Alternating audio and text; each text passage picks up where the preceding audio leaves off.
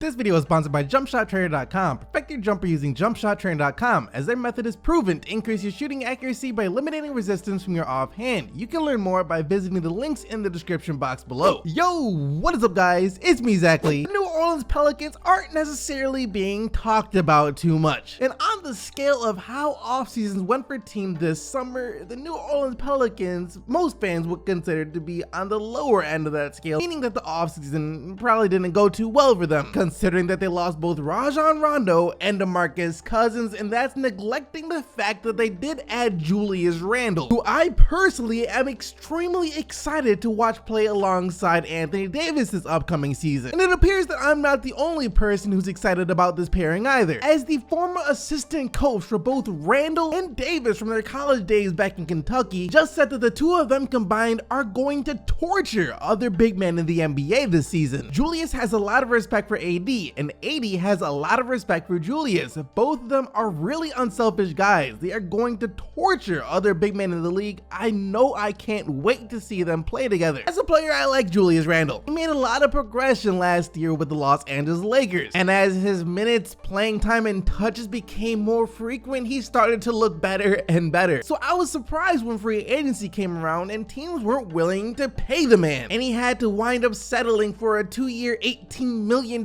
deal with the New Orleans Pelicans at $9 million a season. That is an absolute steal. I was mind-boggled. But as it turns out, Randle did get offers from other teams even willing to pay him a lot more than the New Orleans Pelicans wound up paying him, but he still chose to sign with the New Orleans Pelicans. There were more lucrative deals on the tables, but Randle's contract will allow him to re-enter free agency next summer if he chooses, but make no mistake, he views New Orleans as the place where he wants to play long term. That's one of the main reasons he decided to sign with them. And then Randle himself was quoted saying this: "For me, this is not about this season or next. I want this to be home in a long-term thing. I feel like this is a group of guys that are young and energetic and they can grow together." So maybe other teams out there offer Julius Randle's deals in the 4-year, $50 to $60 million range. But Randle feels he's worth a lot more than that, so he's gonna take this year with the New Orleans Pelicans to prove that and hopefully land a bigger contract next summer, and I personally believe it's gonna work out for him. One of Kevin Durant's former teammates, Enes Kanter, apparently would like to join forces with Kevin Durant once again, as yesterday on the radio, he already began the recruiting process of getting Kevin Durant to come play for the New York Knicks in the summer of 2019. I've been hard on him the last 2 years. As soon as I learned he's becoming a free agent, he's my best friend. I can't say enough of the guy. He's the best scorer to ever play the game. Who wouldn't want KD to wear a New York uniform? We are New York. He's a free agent. We need to use that. We are the best city in the world that could draw a lot of attention for free agents. I would love for him to be my teammate again. When he was my teammate in OKC, he was an amazing teammate, amazing character, scorer, and basketball player on and off the court too. I would love to see him be my teammate again. Now, this isn't the first time that we've seen something like this from Enes Kanter, where he tried to turn one of his enemies in the NBA to one of his best friends and teammates in the NBA. He tried to do the exact same thing with LeBron James this offseason when he dared him to prove that he was a king of the New York Knicks by signing with the New York Knicks, and this coming after during the regular season he called him Queen and Princess James. And we all know that that didn't work out too well. LeBron never even considered it, but maybe, who knows, with Durant it could be different. But I do have to say that Enes Kanter is expending a lot of energy to get Kevin Durant to come to New York when he himself